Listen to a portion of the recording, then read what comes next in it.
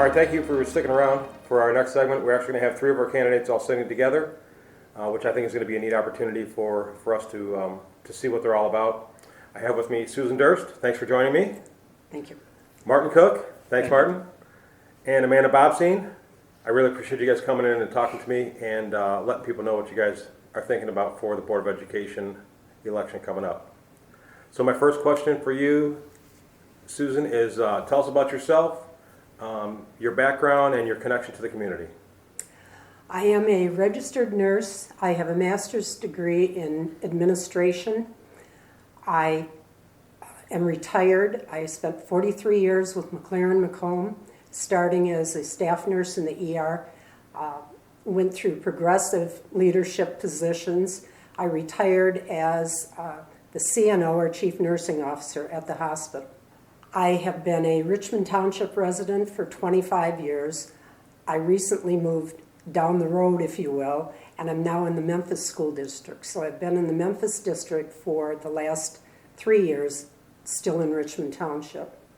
I have 3 grandsons who recently graduated from Memphis High School, and they have spent their entire educational experience at Memphis. I also have grandchildren currently in high school and in the elementary school.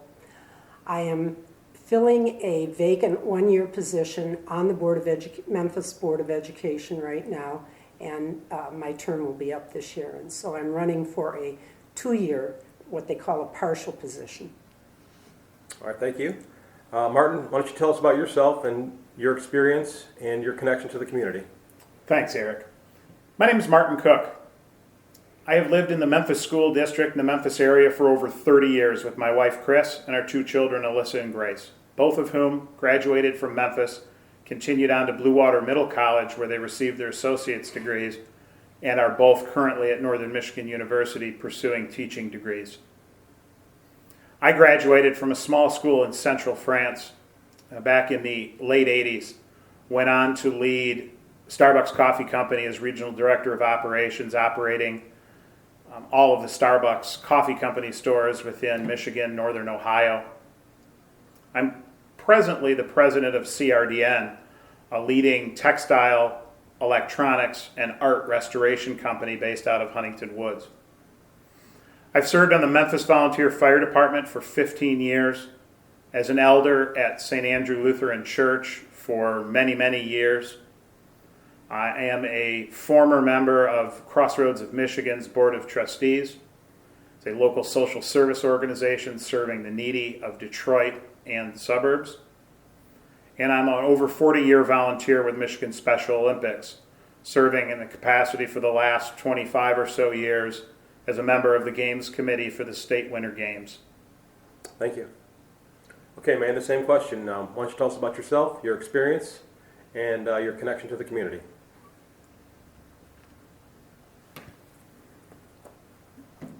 Hi, I'm Amanda Bobstein. I've been in the Memphis School District for over 20 years. Myself and my husband graduated from Memphis in 2003. Both of our children currently attend Memphis. I have my daughter Ella's in 4th grade, and my son Bo is a kindergartner. My children will be the 5th generation to graduate from Memphis on my side of the family and 4th generation on my husband's side. I come from a line of educators from my family who actually were all educators in Memphis, ranging from superintendent, principal, teachers, teacher's aides. So we have really deep connection to the Memphis School District. Currently, I volunteer on the board for Memphis Youth Baseball Softball Organization, the MYBSO. My husband is currently the president of the program also. I've also volunteered for ASO, coached a couple teams with them, and I am a member of the Memphis Free Methodist Church. Thank you. Okay, Susan, back to you. If elected, what changes, if any, do you envision taking place during your term? Programmatically, I'd like to, number one, continue our excellent academics that we have present in the school. That was one of the issues that really impressed me, or programs that impressed me. And it prepares our students for college. I would also like to see some programs that maybe focus on life skills, a look at the skilled trades, career opportunities, looking at professions and occupations for the non-college bound students. On an operational side, I do have an operational background and was appointed the lead on a sub-board committee, which is the Facilities and Grounds Committee.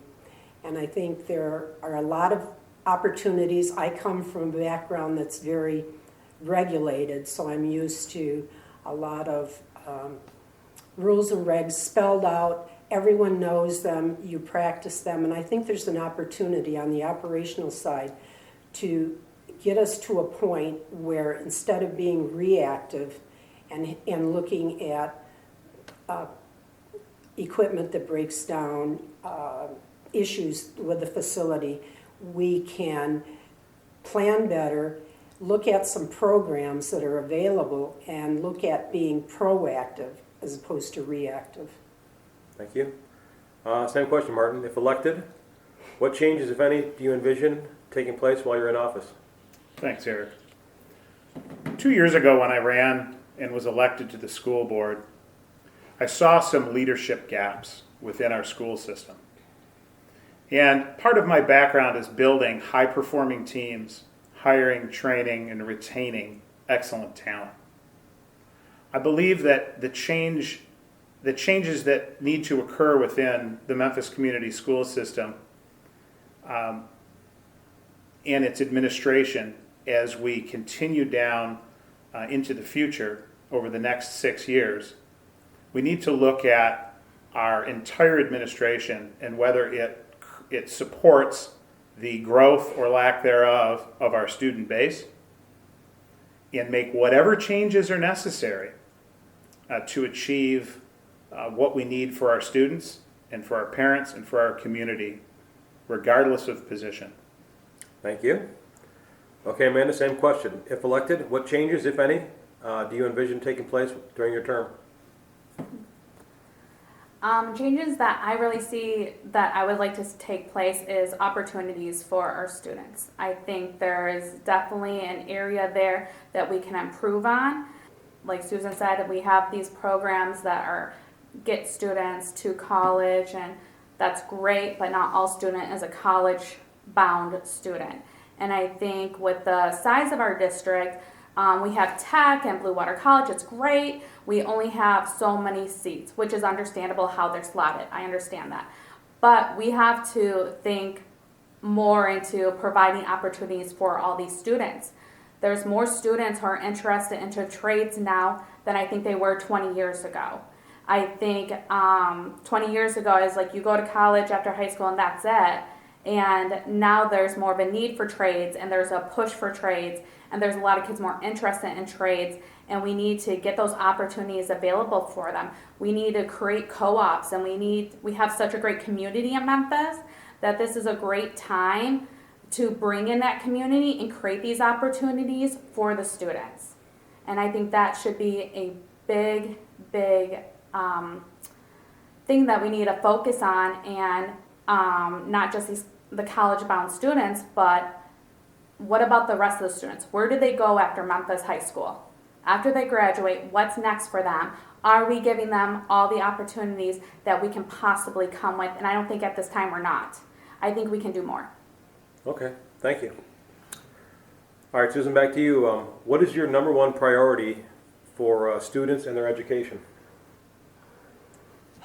I believe that every student, we need to assure that every student reaches their fullest or maximum potential. All right, thank you. Martin, same question. What is your number one priority for students and their education? Thanks, Eric. To piggyback a little bit on what Amanda said earlier, and that is giving our students alternatives to college. Now, I say that both of my children, as I said earlier, are attending Northern Michigan to become teachers. I come from a family of teachers. My mother and father both were teachers and college professors.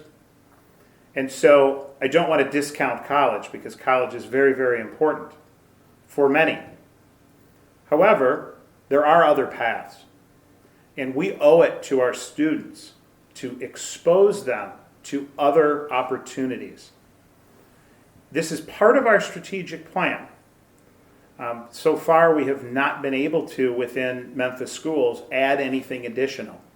And although we are going through unprecedented times, as everyone knows, this is the time to strike. This is the time to market ourselves as an innovator and a school system that's adding while others may be subtracting. It's going to be difficult. We're going to have to ask for help. But I believe we can provide other opportunities for students that aren't college bound to help them get a jump start on their careers. All right, thank you.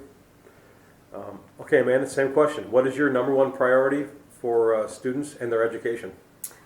My number one priority, I think, for the students would be that we're creating an environment where kids are able to reach their full potential, like Susan said. I think if one kid gets left behind, that's one kid too many. If we fail one kid, that's one kid too many. I feel like if we fail one kid, then we failed as a district. It's not okay for just, we'll say, well, the majority of them did great. We had a couple here that we weren't able to help. That's not okay. We're here to provide to all the students, and I think that we need to really focus on that. Our special education program, I think that we really need to make sure that we're doing everything we can to have these kids, like Susan said, reach their maximum potential. Every student is not going to head down this path. Some kids are going to swerve off to the side, and we got to make sure that we are providing them the best experience, the best education, and the best opportunities that we can to help them reach who they are supposed to be, their maximum potential for all the students. So I think the biggest thing is, I know Michigan has this No Child Left Behind, and that's exactly what it should be. No child should be left behind. We should be providing, making sure every child is where they need to be, regardless of what disabilities that they have or what setbacks that they may need. We need to make sure that every child is where they need to be and help them get there and provide resources to get them where they need to be. All right, Susan, back to you. So what is your top priority for the Board of Education? I believe that as a member of the Board of Education, we need to provide for every student the highest quality education in a safe and healthy environment. Okay, Martin, same question for you. What is your top priority for the Board of Education? As school board treasurer, I look at the numbers a lot. I know my counterparts on the board do as well. One of the top priorities for me is our enrollment. Our enrollment has decreased significantly over the past 5 and 10 years. Currently, in the last 5 years, we've lost 100 students. If over the next 2 years, we lose just 15 students a year, which is less than our average right now, over 10 years, we would have lost over 235 students. Now, for me, this is about students, but there is a monetary problem here. We will have to cut, and we can't cut teachers. It's the last thing we should do. We can't cut programs. We have so few programs at our school now. We have an award-winning band. That has to stay. We're already paying to play, so there's not much to cut in athletics. There's nothing left to cut. We've got to look at our enrollment. We've got to look at what other school systems are doing, what our strategic plan calls out. How do we increase our enrollment? Because there are schools nearby whose enrollment is going up. Our enrollment is going down. We've got to get to the root cause of that, identify it, fix it, and move forward. Until those numbers start going up, we are going into oblivion in our student count numbers. We will be under a number that's sustainable for our school system. That is a huge priority for this school board. Okay, Amanda, what is your top priority for the Board of Education? As a Board of Education, I think the top priority is to focus back on our strategic plan that we came up with. The board and the community really came together. We came up with this very great plan. I'm very proud of it, the work that we put in as a board, as administrators, as teachers, as a community. Parents all really came together. We worked hard on this. Then COVID happened, and it kind of got put on the back burner. And regardless of pandemic or not, I get we need to make a safe environment for our students. As a nurse, I understand that.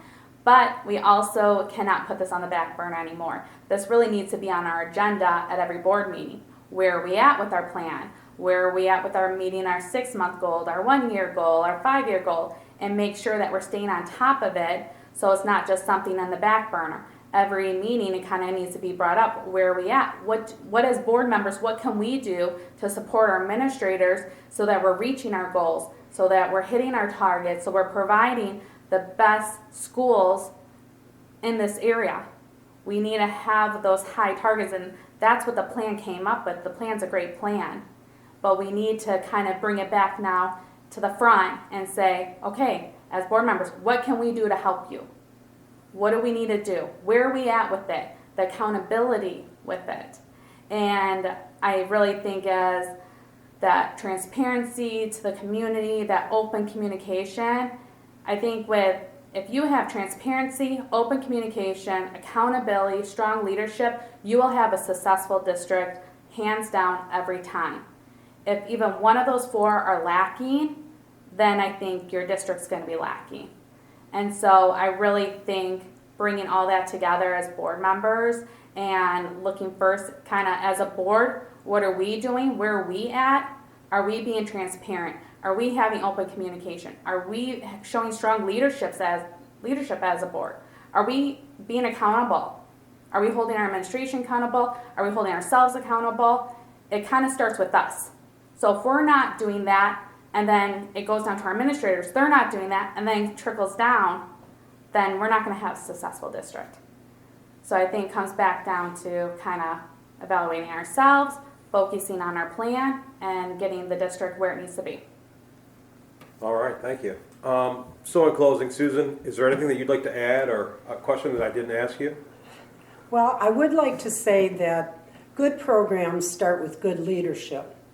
We need to be able to seriously look at the status quo system and examine every moving part of it, making changes where we need to make changes. We need to be able to make pragmatic, solid decisions. We need to be accountable, as Amanda had said, accountable for our actions, accountable if we don't make an action. We need to be able to communicate. That's clear, two-way communication with leadership, with the parents, with the students, with our staff.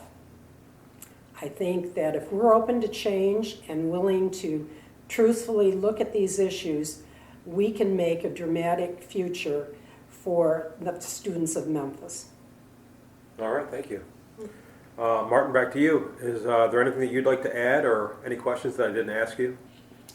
I chose to run for a full 6-year term this year, not for my children, as you know, graduated from Memphis and have gone on to other schooling and their careers, but for your students and for our community. I live here, I'm not going anywhere, and I have a vested interest in our schools.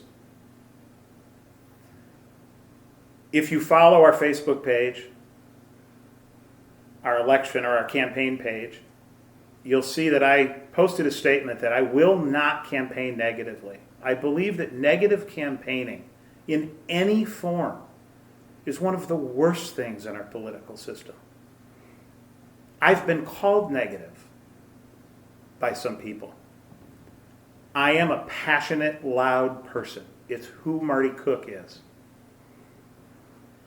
I speak up when things are not said that are true. where things are hidden. I spoke about the Mokita, that which everyone knows but no one speaks of. Over my leadership career, I've made it one of my tenets to expose the Mokito when it happens. To talk about those things that maybe are a little uncomfortable. Maybe folks that don't like that type of discourse get nervous about. Their palms get sweaty. Those are the things that, from my leadership shadow, that's what I do. I believe that it makes for a better organization, whether it's a company, a nonprofit, a school system. Anytime you're in a situation, you have two choices. You can go backwards to what you've had before. You can go forward. And I believe that a vote for Susan Durst, Amanda Bobstein, and Martin Cook takes Memphis schools forward, not backward. Thank you. Okay, Amanda, we'll wrap it up with you. Is there anything that you'd like to say or anything that I forgot to ask you about? I would like to thank the support that we've gotten together from our people who reached out and support us. Like Martin said, we won't go negative. We won't do that. We have a lot of candidates who bring different things to the table. Looking forward, we all share very similar ideas, and we share very similar plans that need to happen, and that's why we partner together. And if you listen to the board meetings, you see that, we do call out things, and it's not because we're trying to be negative, and it's uncomfortable when you see something that needs to be fixed. It's uncomfortable. It makes people uncomfortable calling out those changes. But as a parent and as an alumni, I want nothing but the best for not only my children, but for everyone's children. My family, my sister has her kids in this district, my best friends have their kids in this district. I want nothing but the best for all of the students. I coach a lot of the kids in this district. I want nothing but the best for them. And I get that, sometimes it's, oh, they're being negative. It's not that we're being negative, it's that we're trying to move the district forward. And it's uncomfortable for people, and I get that, but you've got to expose what's wrong in order to fix it. We can't keep just, oh, this is status quo, and we'll just keep doing this. That's not always going to work. Times are changing, things are adapting, and we need to adapt with it. So I'm supportive of our administrative. I want nothing but the best for our administrative. I want them to be the best that they can be. Because if we have one administrator that fails, somewhere along the line, a child, a staff, a teacher had to have failed for them to have failed. I don't want that. I don't want that for any of our administrators. Whatever we need to do to help them, that's what we need to do. It shouldn't be a them versus us. It needs to be everybody together at the table and saying, if we see something, we're like, hey, we need to be able to call it out. And we need to be able to have them to have open communication with us. If they need support with us something, then they should be able to come to us and tell us this. This is how we build great schools and great programs and provide great opportunities. But I think it makes people uncomfortable, and some people just like that status quo. And like before, I never had an interest to be on the school board, to be honest. It wasn't until like 2 years ago when I went to a board meeting, and I'm like, wow, there's a lot of opportunities here that we can improve on. I lived in my little bubble, and if you live in that little bubble and stay afar, everything looks great. But just because it's great for me in my bubble doesn't mean that's the same experience for everybody else. And I could stay in my little bubble, and I can say everything's great for my family at Memphis. But does that really help the community? Does it really make the school great? It doesn't. So it has to be great for everybody. And that's where I think we really are focusing on, is everybody. It's great for every teacher, not just some of the teachers. it's great for all the students, not just some of the students. And that's, I think, is a really strong focus on us. So, but I would like to thank everybody for their support, continued support, and that's it. Well, I want to thank you, all three of you, Susan, Martin, and Amanda, for coming in here and talking with me about this and let people know how you feel. And I really appreciate it, and I know that a lot of people out there will appreciate this. So I'll be right back, and we'll wrap this thing up. And thanks for joining us. Thank you.